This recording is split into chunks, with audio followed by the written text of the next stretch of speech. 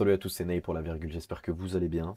Moi ça va très très bien, en effet parce que le PSG a gagné la Ligue des Champions, mais aussi parce que ce monsieur a réalisé un très très grand match qu'on va essayer d'analyser, de décortiquer et de comprendre pourquoi l'a-t-il fait et surtout comment. Par quel procédé, par quels moyens. Parce qu'il faut dire que ces derniers jours ça parle énormément sur sa performance et sur la saison globalement d'Ousmane Dembélé. Et ce match en tout cas est un reflet de la saison de Dembélé. Et c'est pour ça que l'idée de base était peut-être de faire une rétrospective de sa saison. Mais je crois que la meilleure idée pour parler d'Ousmane Dembélé, c'est de parler de justement sa finale. Sa finale qui décrit juste le joueur qu'il est et la dimension surtout qu'il a pris. Sous Luis Enrique, le joueur qu'il est devenu, son rôle, euh, sa faculté à faire ce qu'il sait faire et surtout à faire des nouvelles choses qu'on ne lui soupçonnait pas. La mutation d'un joueur euh, talentueux qui s'est mis au diapason pour permettre à son collectif, à son équipe de gagner une Ligue des Champions. Un premier sacre historique avec des statistiques évidemment hors normes, mais surtout une finale de très très grande qualité. Et en réalité, c'est même pas son aspect décisif sur la finale, puisqu'il est auteur de deux assists, une superbe pour Désiré Doué, le deuxième but, et surtout cette passe en profondeur pour Gvara, cette même en soi sur le troisième de Doué, euh, la talonnade qui donne à Vitinha.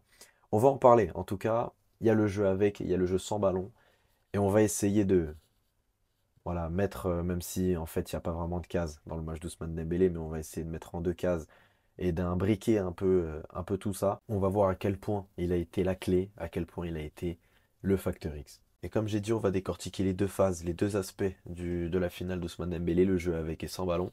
À commencer par le jeu sans ballon, ça vous aura pas échappé que ce garçon est un malade du pressing, un fou furieux, le premier presseur du Paris Saint-Germain, de l'équipe qui presse le mieux du PSG. Et croyez-moi, oui, il y a des schémas tactiques qu'on pourrait passer des heures à analyser tellement c'est dense, tellement c'est précis.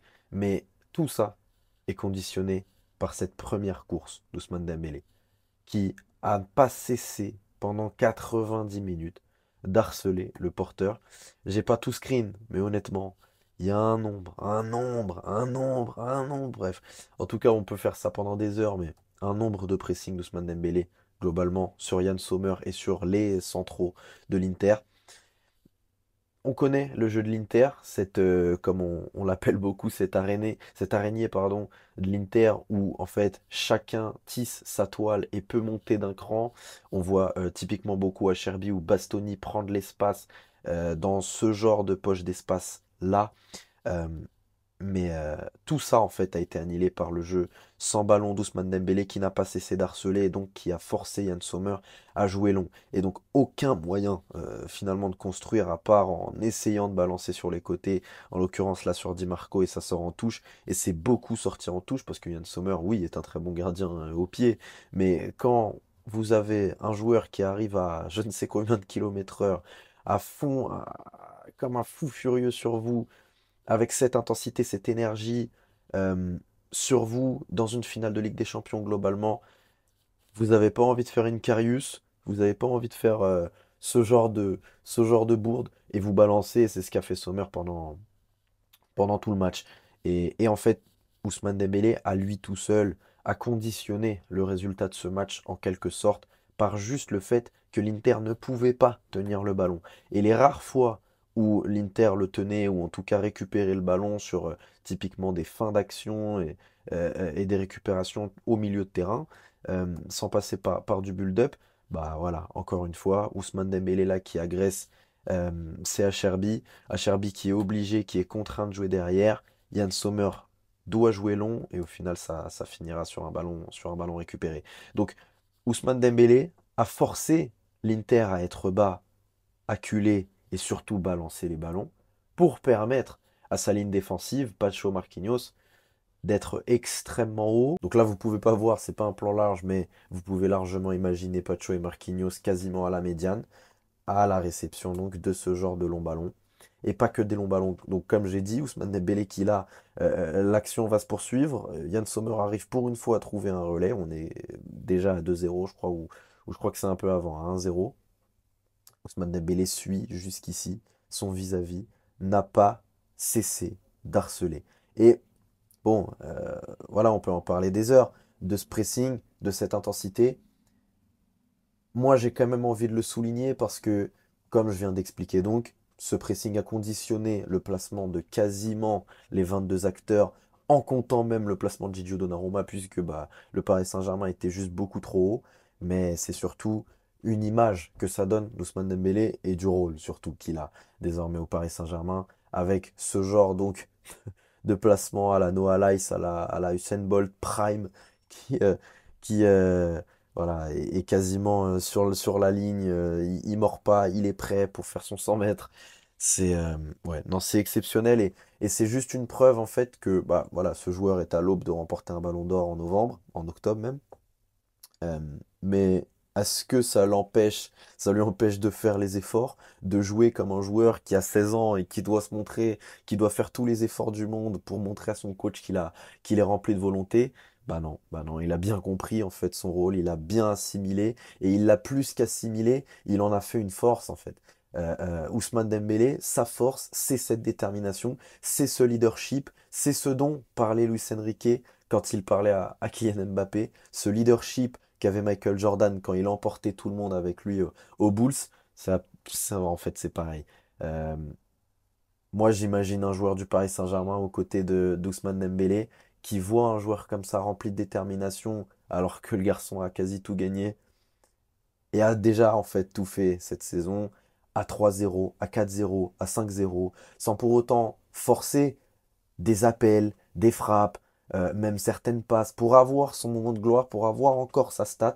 Il a joué En fait, il a été juste au diapason et a joué pour le collectif. Et là c'est là que réside la force d'Ousmane Dembélé, c'est cette dimension collective et ce leadership dont il a fait preuve tout au long du match. Encore une séquence là où Yann Sommer est pressé. Vous voyez un 2 3 4 5 joueurs du Paris Saint-Germain quasiment dans la surface de l'Inter Milan.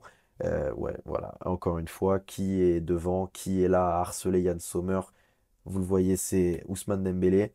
Voilà, il a été l'homme providentiel, il a été le facteur X sans ballon pour conditionner le placement de ses coéquipiers, déjà tactiquement, mais aussi moralement. Il emporte tout le monde. Il emporte tout le monde avec un leadership et une abnégation, une énergie que aujourd'hui en Europe, pas grand monde a. Et quand Luis Enrique parlait à Kylian Mbappé et lui réclamait ce genre de pressing, bah en fait, on peut largement faire la comparaison, transvaser les deux joueurs, les deux postes, les deux rôles. Et en fait, la conclusion, elle est très simple. Ousmane Dembélé fait ce que Luis Enrique voulait faire de Kylian Mbappé et voulait voir de Kylian Mbappé, ce que Luis Enrique attendait de Kylian Mbappé. Quand il lui parlait avant sa demi-finale retour, son quart de finale pardon, retour de Ligue des Champions à Kylian Mbappé pour lui dire d'aller presser Araujo, d'aller presser Koubarsi, d'aller presser Ter Stegen, de monter sur eux, d'être ce leader comme Michael Jordan l'a été, parce que Kylian est un fan de Jordan. Euh, il lui réclamait ce qu'a fait, en fait, véritablement, Ousmane Dembélé contre l'Inter. Être le premier presseur à l'entrée de la surface et d'emmener tout le monde. Parce qu'il y a pressé et pressé avec cette intensité, et il y a pressé et croire à son pressing. Croire que quand je cours, je sais que je peux récupérer le ballon. Parce que courir pour courir, bah oui, ok, d'accord. Si quelqu'un vous court dessus sans aucune volonté, avec un grand sourire, vous n'aurez pas peur de lui. Si quelqu'un vous court dessus, comme Ousmane Dembélé le faisait sur Sommer, avec son regard de fou furieux et cette énergie-là, bah ouais, vous êtes terrifié. Il y a un rapport de force et un rapport moral, psychologique qui s'inverse. Et la première bataille du Paris Saint-Germain a été remportée avant même que Yann Sommer touchait le ballon, avant même le 6 mètres de Yann Sommer. Le PSG avait en fait déjà remporté la bataille et gagné le ballon. Alors vous me direz comment on a la lucidité, comment on a le sang-froid pour faire le match qu'a fait Ousmane Dembélé balle au pied. Évidemment, je peux pas mettre de vidéo. Il y a un milliard de compiles qui tournent de son match, balle au pied, tout ce qu'il a bien fait avec le ballon. Là, on va surtout s'intéresser à son positionnement quand il avait le ballon, ou en tout cas quand il était à propos de le recevoir dans les prochaines millisecondes ou secondes. Euh, Comment donc on garde cette lucidité-là? Parce que l'énergie qu'il met pendant 90 minutes, je peux vous dire, au bout de trois courses, normalement, à l'intensité que fait Ousmane Dembélé, on est tous carbo, on est tous cramés, on est tous morts. Mais ouais, Ousmane Dembélé, malgré tout ça, a quand même gardé une certaine lucidité avec le ballon. Son positionnement en faux numéro 9, on le connaît, on va pas le réexpliquer, on le connaît tous. Il permet ce genre de décrochage, ce genre de positionnement avec ballon. C'est en tout début de match là. On peut voir Ousmane Dembélé en quasiment latéral droit avec Hakimi un cran plus haut. Et j'ai envie de définir le rôle d'Ousmane Dembélé sur cette finale comme un quarterback. Voilà, pour ceux qui regardent le football américain, c'est le mec en retrait qui envoie. C'est le quarterback, c'est le mec qui distille en fait les ballons, qui les donne, qui a le jeu face à lui. Et quand globalement Ousmane Dembélé a le jeu face à lui, le PSG se porte bien. Et quand le PSG se porte bien, c'est aussi que Dembélé et dans des zones avancées. Là, il va aller défier Bastoni dans un rôle qu'on lui connaît un peu plus sur ces dernières années d'ailier droit. Il va rentrer à l'intérieur pour mettre une frappe qui sera captée par Yann Sommer.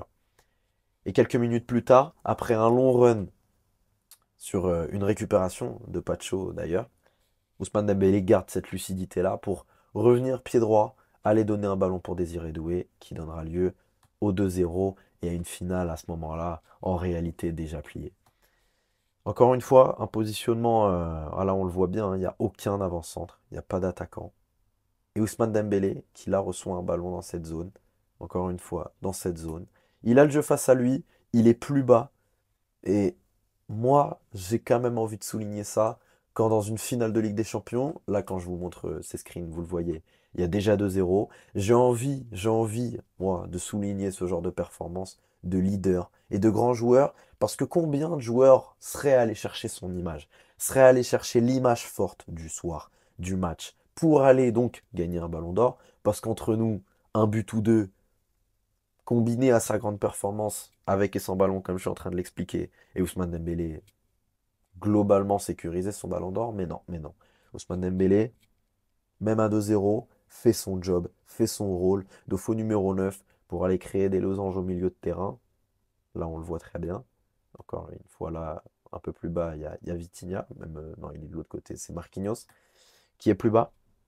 Mais même à 2-0, voilà, ne pas rester proche du but pour aller gratter un but, faire son rôle de faux numéro 9, décrocher. Là, on voit hein, les trois milieux de terrain, c'est Vitinha dans la pointe basse, tout à gauche de votre écran, Fabien Ruiz à droite, et donc voilà. Et lui, le jeu face à lui. Et là, en fait, les centraux de l'Inter ne servent plus à grand-chose, parce que plus personne ne peut sortir sur lui, ils sont bien trop loin, et Ousmane Dembélé lancé, Ousmane Dembélé balle au pied, ouais, c'est globalement très dur, très très dur à arrêter. Là, encore une fois, il est lancé, et ça donne une très grosse occasion de but. Sur le 4-0, le but de... Non, c'est sur le 3-0, le doublé de Doué. Bon, voilà, pour ceux qui s'en souviennent bien, surtout les Parisiens qui ont dû revoir ce match des vingtaines de fois, il donne cette talonnade délicieuse. Regardez dans quelle zone du terrain et regardez qui donc reçoit cette talonnade, c'est Vitinha. C'est par séquence le numéro 6, le numéro 8 de cette équipe. Et comme on l'a vu un peu plus loin, par séquence également l'ailier droit de cette équipe. Voilà, par séquence également l'ailier gauche de cette équipe. Cette pluralité des rôles, cette diversité des capacités d'Ousmane Dembélé à savoir faire absolument tout. Encore une fois ici en quarterback à la médiane, vous voyez c'est Nuno Mendes qui est sur le poste avancé, Hakimi aussi et plus haut. Voilà. Il est capable de distiller ce genre de ballon-là pour permettre à son équipe d'être une très très grande équipe de football. Enfin là, vous le voyez, c'est à la 80, peut-être avant, 75e, il y a déjà 4-0 en tout cas. Ousmane Dembélé, dans quelle position est-il? Au milieu de terrain, en train de former un énième losange pour une énième fois descendre au milieu de terrain, une énième fois servir, une énième fois faire son rôle, son job de leader et de caution créative pour le Paris Saint-Germain, être ce quarterback, être ce joueur au milieu de terrain qui a posé tant de problèmes au milieu interiste qui se sont fait juste dépasser en fait parce que vous pouvez avoir toutes les qualités athlétiques d'un Barella, d'un Çalhanoğlu, de qui vous voulez. Le football se joue avec les pieds, pas avec l'épaule. et pas avec les bras non plus. Et c'est à la fin les plus techniques, les plus intelligents, ceux qui ont le QI foot le plus avancé, qui l'emportent.